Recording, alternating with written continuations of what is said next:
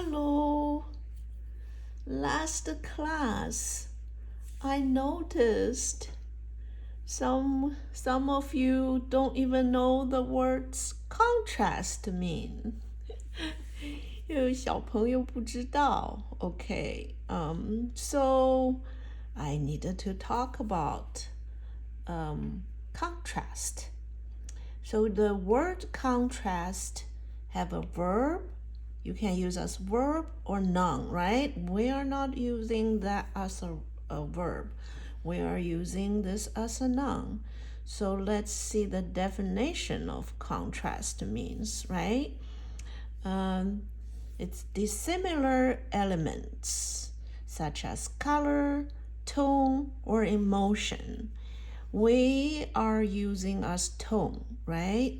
Because value is about tone, right? Dark tone, light tone. In our artwork, then degree of difference between the lightest and darkest parts of a picture.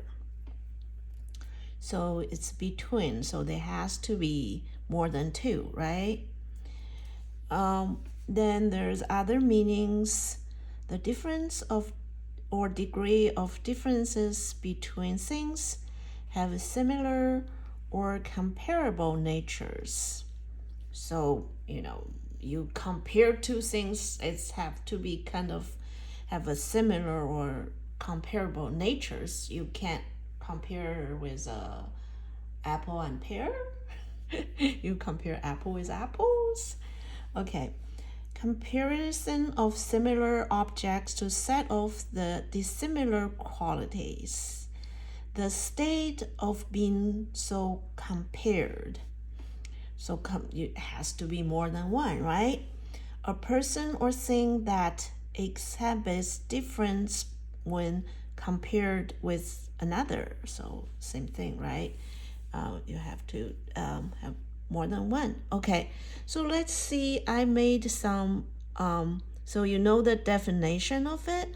So I made some value comparison, right? See, this all more than two. So what I want you guys to notice is which one have the biggest contrast, which one have the smallest contrast. The big contrast, I think, is this one, right? The black and a light gray. So it's the three grays, right? This one is the lightest, right? And the smallest contrast I would see is this one. Or this one. Or this one. I don't know. They kind of like have very, very similar tone, just darker or lighter a little bit.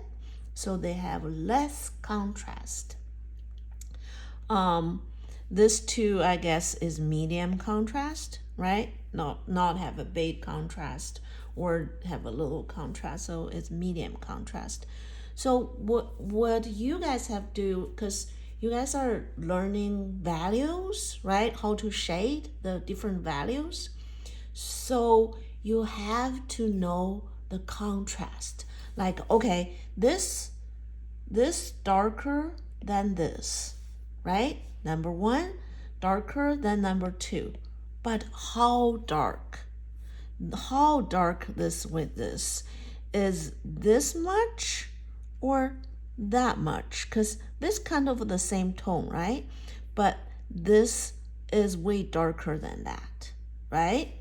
And this even more darker than that. So you not only noticed this one is darker than this one, but you have to know the contrast, like how dark and how light between the two, right? And so make the contrast, the value correct. Then how you're going to do that? This is a question I always tell you guys. How you're going to do that? How you're going to make the value, the contrast correct? Of course, by comparing of it, right? How you comparing of it is when you're drawing this one, you have to look these parts so you know that how dark or how light you're going to draw these parts.